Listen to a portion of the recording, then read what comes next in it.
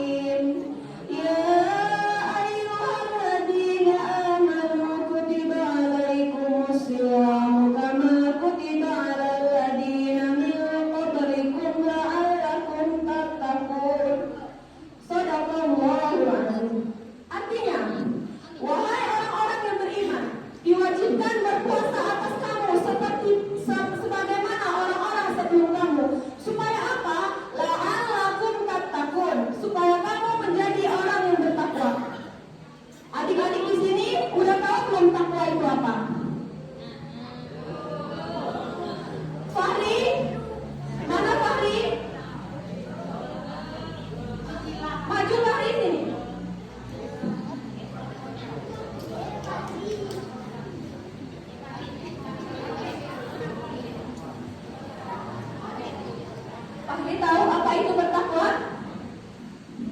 Bertakwa adalah menjalankan semua perintahnya dan menjauhi larangannya. Keren, tepuk tangan dong buat adik kita Mauri.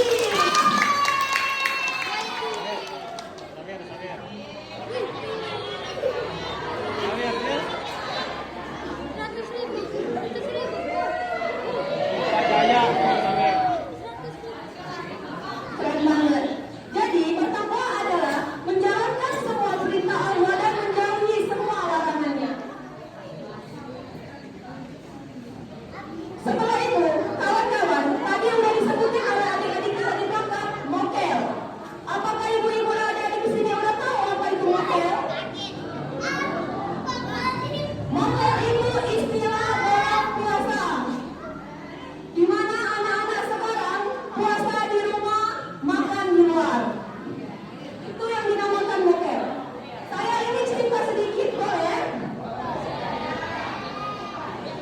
Dikisahkan Imam Al-Ghazali memerintahkan kelima muridnya untuk menyembelih 5 ekor ayam.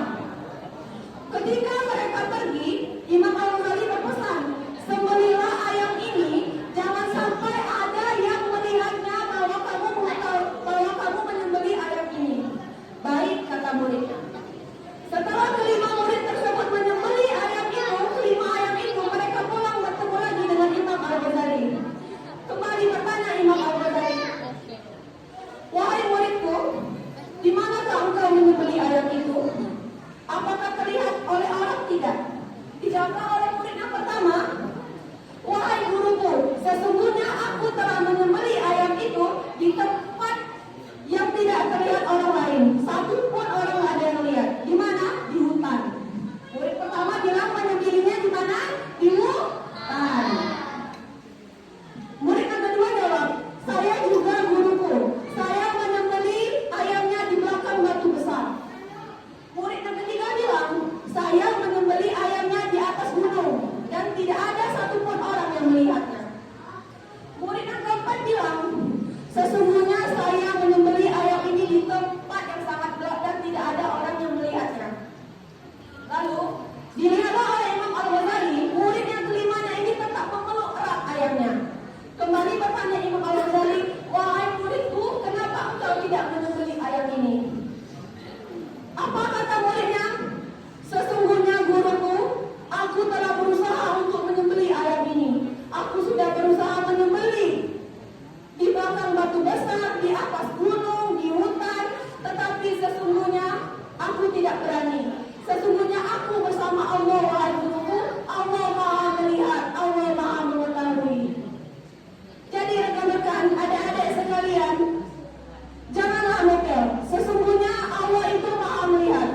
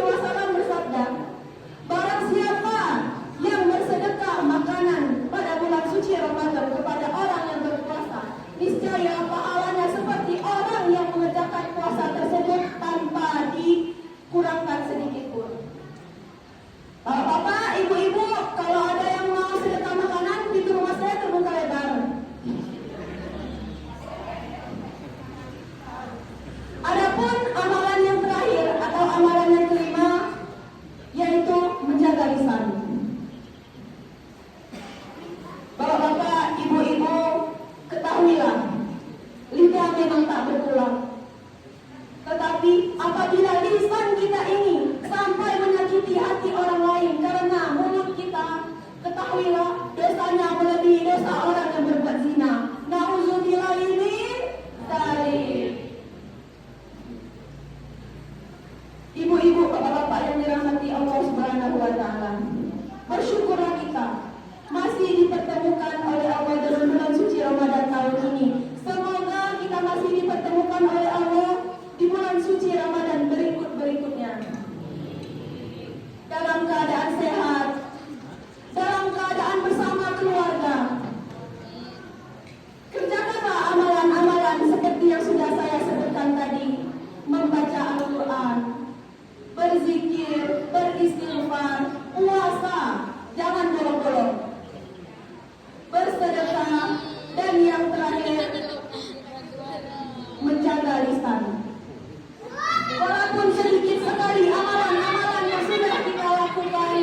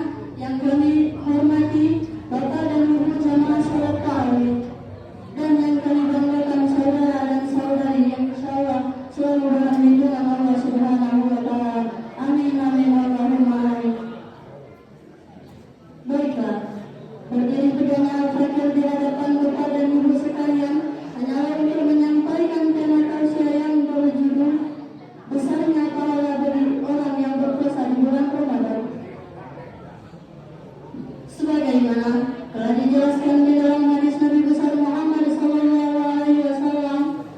Bismillahirrahmanirrahim. Qala Nabi SAW, man shoma Ramadana imanan wa ihtisaban ghufira lahu ma taqaddama min dzanbi.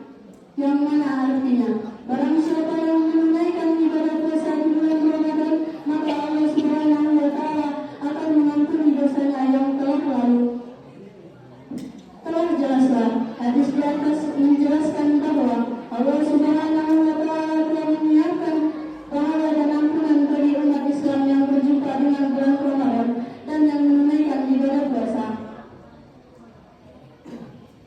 Ibadah-ibadah kita di bulan Ramadan seperti salat tarawih, salat tahajud, dan amal ibadah yang lainnya itu menjadi potensi untuk menghapus dosa-dosa kita yang telah lalu. Ma'asyiral kaum muslimin wal muslimat rahimakumullah. Bulan Ramadan adalah bulan yang mulia dan istimewa. Mengapa bulan Ramadan disebut dengan bulan yang mulia dan istimewa? Karena di dalam bulan Ramadan ini terdapat syahrul Quran, yaitu bulan di mana diturunkannya Al-Quran. Yang kedua terdapat syahrul Mubarak, yaitu bulan yang penuh keberkahan. Dan yang ketiga yaitu syahrul fi nazil Lailatul Qadar. Pada bulan Ramadan ini terdapat malam Lailatul Qadar. Malam Lailatul Qadar tidak terdapat di bulan-bulan yang lain sekalipun itu malam Jumat. Yang keempat yaitu syahrul Ma'arif dan Maghfirah. Di bulan Ramadan ini terdapat bulan ampun yang penuh ampunan. Ma'asyiral kaum muslimin wal muslimat rahimakumullah. Tidak ada bulan yang lebih baik kecuali Allah memberikan 3 bulan secara berturut-turut. Yang pertama yaitu bulan Rajab, dan yang kedua bulan Sya'ban, dan yang ketiga bulan Ramadan. Di 3 bulan tersebut Allah Subhanahu wa taala memberikan kepada kita umat Islam tiket surga. Maka dari itu beranilah bertaubatlah kamu kepada Allah. Tidak ada kata yang lebih indah kecuali benar-benar bertaubat nasuha. Ma'asyiral kaum muslimin wal muslimat rahimakumullah. Mungkin hanya ini yang dapat Al-Fakir sampaikan. Jika terdapat kesalahan dan kekurangan, Al-Fakir mohon maaf, dan kepada Allah kami mohon ampun. Wassalamualaikum warahmatullahi wabarakatuh.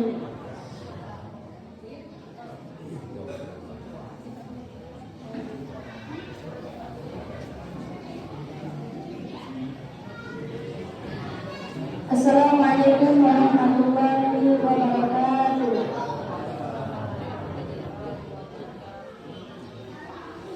Bapak-bapak, ibu-ibu sekalian, tadi teman saya sudah menyampaikan tentang sedikit tentang besarnya pahala puasa.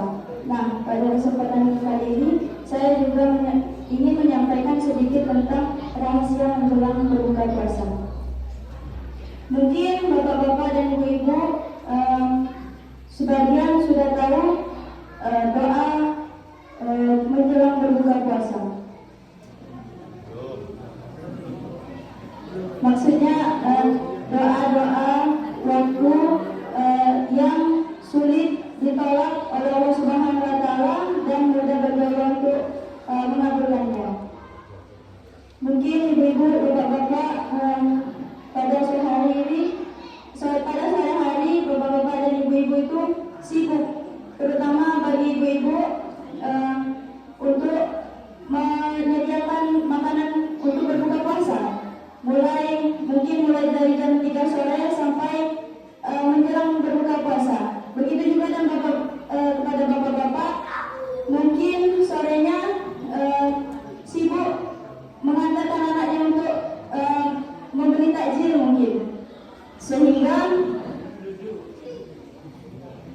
lupa ada waktu yang ketika kita berdoa itu sulit ditolak oleh Allah Subhanahu wa taala dan mudah untuk Allah Subhanahu wa taala untuk mengabulkannya, yaitu waktunya yaitu pada waktu menjelang berbuka puasa, seperti diriwayatkan oleh Nabi Muhammad SAW bahwa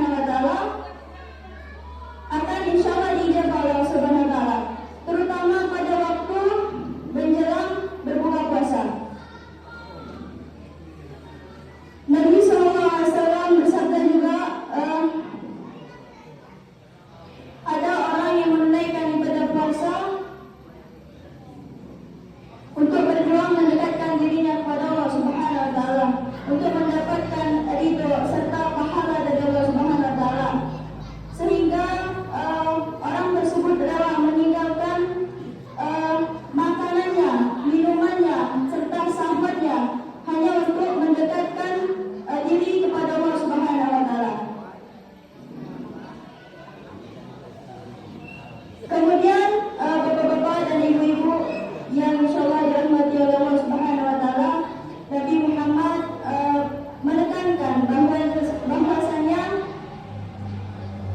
ketika kita menunaikan ibadah puasa, maka perbanyaklah berdoa kepada Allah Subhanahu wa taala. Terutama tadi menjelang berbuka puasa. Bisa jadi doa yang kita sebelumnya belum terkabulkan oleh Allah Subhanahu wa taala. Maka ketika kita berdoa menjelang puasa, menjelang berbuka puasa, maka disitulah Allah akan mengabulkan doa-doa yang kita minta. Ibu-ibu, bapak-bapak yang dirahmati oleh Allah Subhanahu wa taala, manfaatkanlah waktu menjelang berbuka puasa untuk meminta segala hal. Meminta